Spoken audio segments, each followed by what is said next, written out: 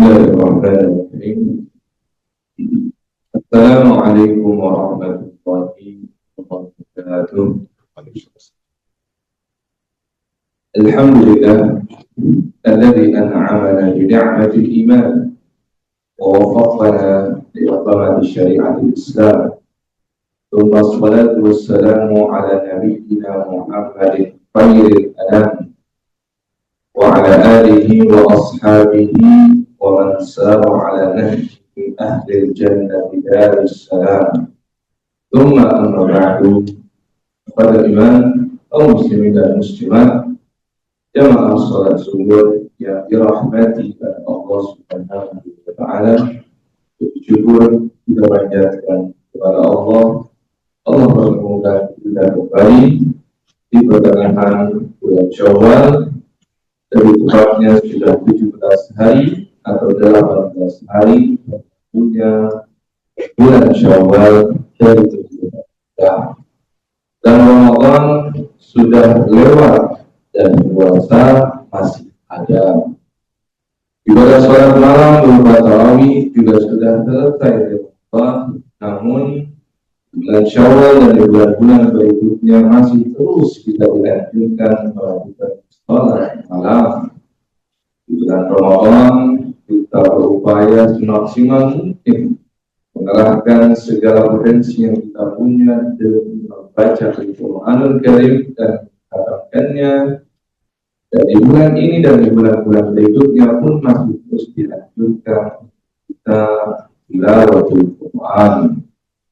Maka bulan Syawal ini jemaah adalah momen of truth kita, pembuktian kepada Allah apakah kita termasuk yang berhasil dan lulus dalam pesantren kilat 1 bulan Ramadan. Apakah kita memperoleh predikat muttaqin yang kalau memperoleh la'allakum tattaqun selepas bulan Ramadan, ataukah kita ternyata hanya hamba Ramadan saja dan bukan hamba Allah yang sesungguhnya. Hamba Ramadan berarti dia ingat kepada Allah di bulan Ramadan saja, dan hamba Allah yang sebenar dan yang sesungguhnya yang terus menerus menyembah Allah baik di bulan Ramadan maupun di bulan-bulan yang lainnya. Di dalam surah Al-Hijr surah 15 ayat terakhir 99, Allah berfirman, a'udzu billahi minasyaitonir rajim wa'bud rabbaka hatta ya'tiyakal yaqin.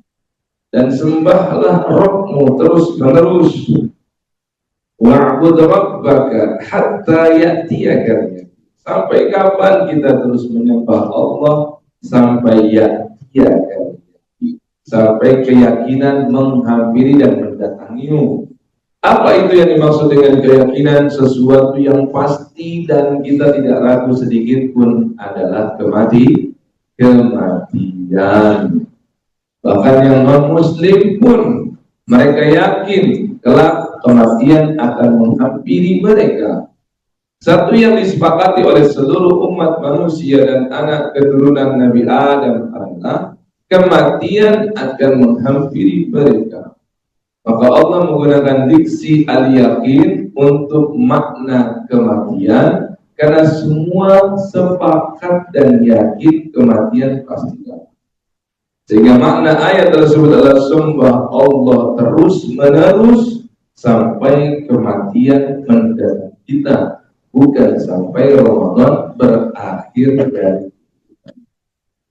Jemaah yang dimuliakan Allah Subhanahu wa taala, kalau di bulan Ramadan kita mampu untuk berpuasa terus menerus dan turut menurut, ini puasa, esok puasa lagi, berturut-turut terus.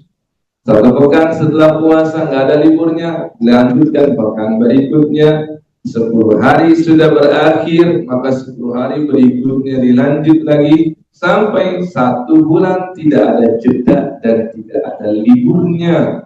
Padahal saat itu kita sedang bekerja dan kita mampu untuk puasa 30 hari.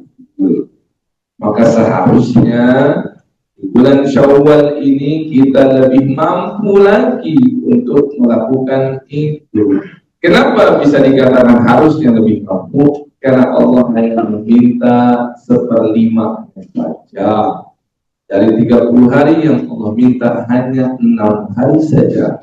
Dan permintaan Allah bukan berarti menjadi menguntungkan bagi Allah. Setiap ibadah yang kita lakukan, benefitnya akan kembali kepada kita juga.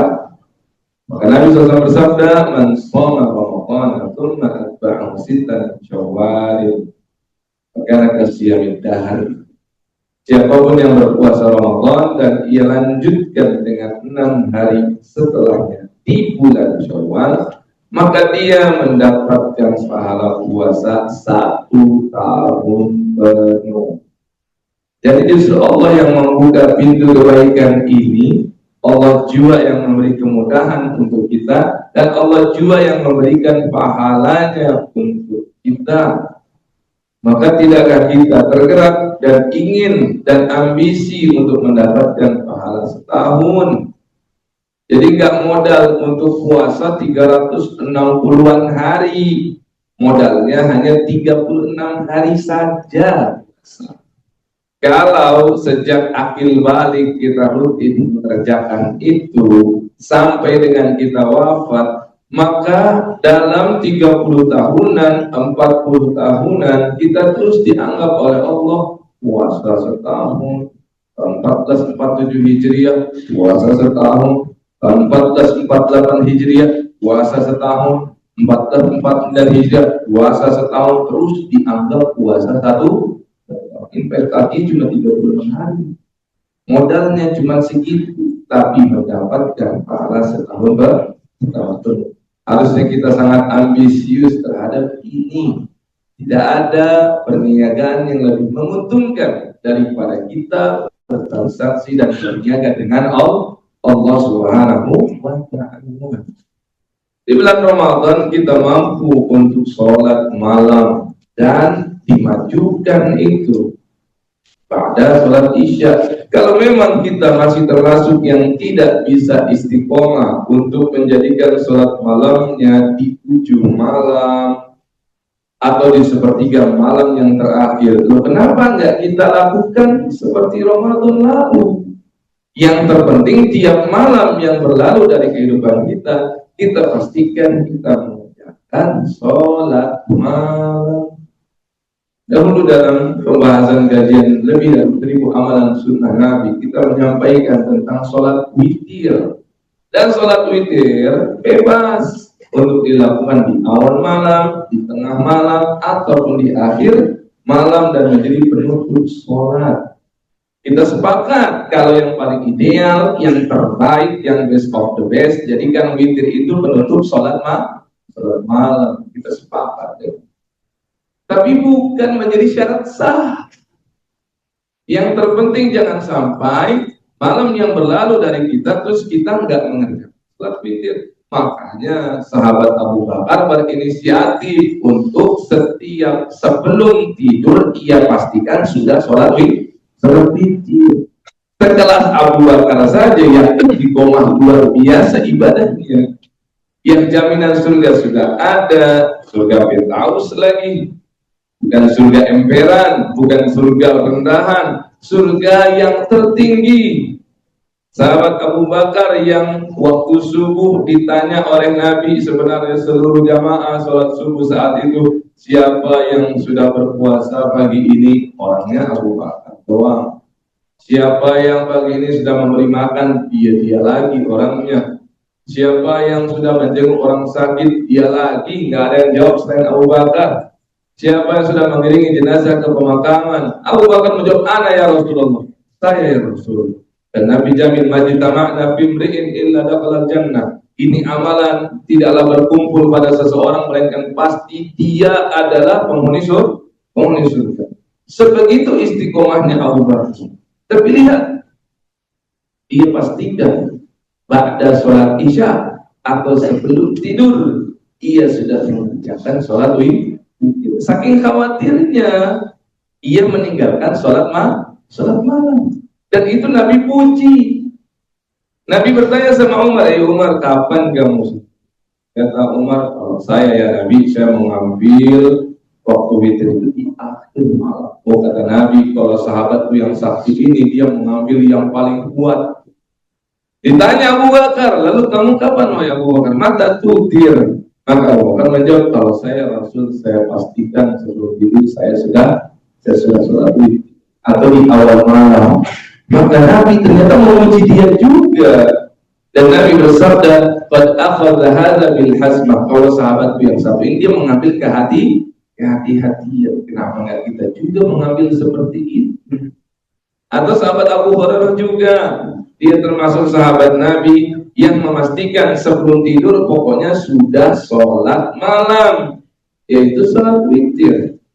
Orang berkata dulu Nabi berwasiat kepadaku dengan 3 wasiat. Yang pertama, memastikan tiap bulan puasa 3 hari. Yang kedua, memastikan sholat duha minimal 2 rakaat. Dan yang ketiga, memastikan sebelum tidur sudah dalam posisi sholat witir. Karena memang kita nggak bisa istiqomah sholat malam di penghujungnya, di sepertiga malam. Kenapa enggak kita jadikan di awal saja, supaya kita terus istiqomah sholat malam? Ya, tidak ada larangan jemaah. Sholat malam bisa dilakukan sejak kita sudah menyelesaikan sholat Isya. Waktunya memanjang sampai dengan waktu sholat subuh. Kalau memang kita tidak bisa yang paling ideal di akhir, ya udah di awal. Ya. Yang berikutnya lagi, koreksian berikutnya adalah tilawatul Quran. Yuk kita lanjutkan lagi tren baik kemarin di bulan Ramadan. Kan bisa 1 bulan 1 kali khatam, ada yang 2 kali, ada yang lebih bahkan. Kenapa sampai di 17 hari berlalu dari bulan Syawal ini belum 1 kali pun kita khatam? Ya. Padahal dalam kondisi malah kebanyakan yang nggak puasa. Waktu Ramadan itu haus dan dahaga. Ketika membaca ayat-ayat Allah dan firman-firmannya, pasti kita merasa kering ini mulut. Pasti merasa semakin berat. Tapi semangat itu. Dan ketika Syawal, ya kita tahu pasti kita banyak nggak puasanya pasti.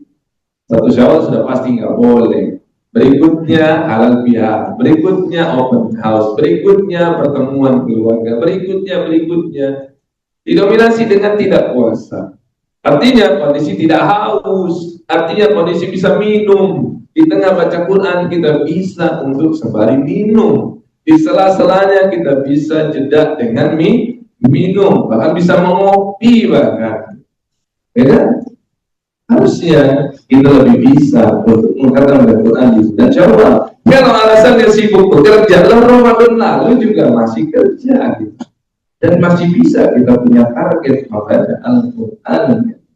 Maka dari sini kita bisa menyimpulkan memang istiqomah itu sangatlah yang mudah itu istirahat. Istiqomah itu sesuatu hal yang sangat membebani Nabi Muhammad SAW. Nabi saja terbebani. Saya mengutip apa yang dituliskan Imam Al-Qurtubi dalam kitab tafsir beliau, Tafsir Jami' li Ahkamil Quran. Imam Al-Qurtubi menuliskan riwayat dulu Nabi SAW pernah ditanya sahabatnya, sama mertua beliau, sahabat Abu Bakar. Dia bertanya, ya Rasul, pada asra'a ilaika syaib, sungguh aku perhatikan cepat uban bermunculan di kepalamu. Akhir-akhir ini kulihat makin banyak ubanmu ya Rasul. Maka Nabi SAW bersabda, syayyabatni Hud wa akhwatu. Alasannya, Nabi berikan klarifikasi, alasannya karena aku mentadaburi surat Hud dan surat-surat yang mirip dengan surat Hud. Surat nomor 11 diapit oleh surat Yusuf di nomor 12 dan surat Yunus di nomor 10.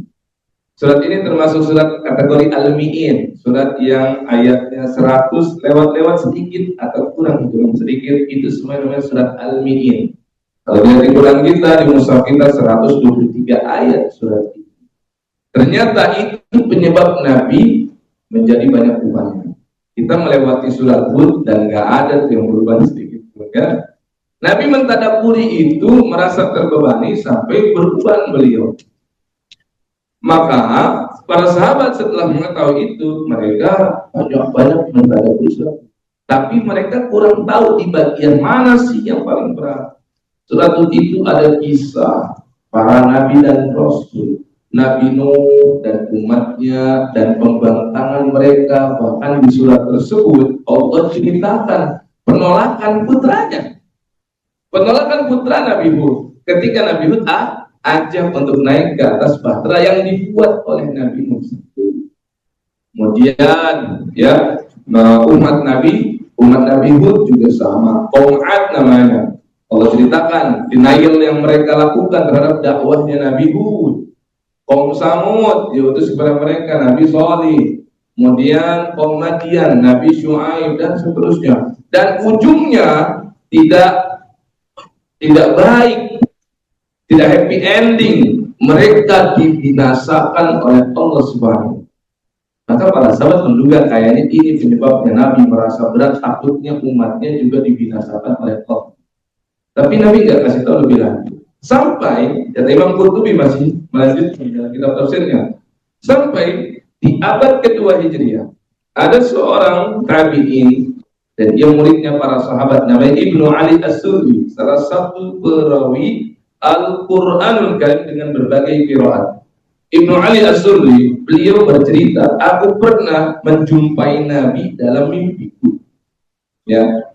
Kemudian ketika aku bertemu dengannya, aku segera menanyakan tentang hadis itu. Ia berkata, ya Rasulullah, aku dengar dari sahabat-sahabatmu dulu engkau pernah bersabda surat Hud lah yang menyebabkan engkau beruban dan mengalami penuaan dini ya Rasul. Apa masalahnya ya Rasulullah? Apakah karena kisah para umat terdahulu dan Allah hancurkan mereka? Kata Nabi, karena ada satu ayat dari surat Hud, ayat 112 yang berbunyi, fastaqim kama umirta wa man taba ma'aka wa la tatghaw innahu bima ta'maluna basir. Yang maknanya fastaqim. Apa itu fastaqim? Istiqomah kamu. Kama umirta, sebagaimana engkau Muhammad diperintahkan oleh Allah. Wa man taba ma'aka, dan bukan hanya kamu tapi juga para sahabatmu itu juga diperintahkan untuk istiqomah. Fastaqim kama umirta taba ma'aka wa la tatghaw. Jangan melenceng, jangan ke kanan, jangan ke kiri, lurus terus mengikuti jalan Nabi Muhammad SAW dan para nabi dan rasul sebelumnya. Sesungguhnya Allah Maha menyaksikan dan melihat apa yang kalian lakukan.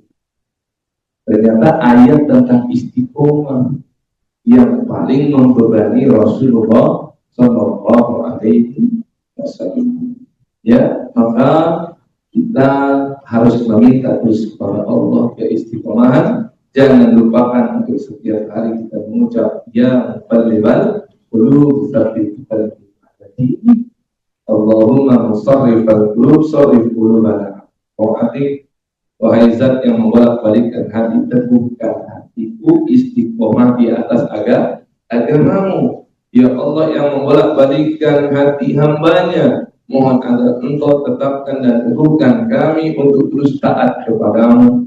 Atau kita kutip dalam surah Ali Imran ayat ke-8, surat ketiga ayat 8, Rabbana la tuzigh qulubana ba'da idh hadaitana wa hab lana min ladunka rahmah innaka antal wahhab. Subhanakallahumma bihamdika asyhadu an la ilaha illa anta astaghfiruka wa atubu ilaik. Wassalamu alaikum warahmatullahi wabarakatuh.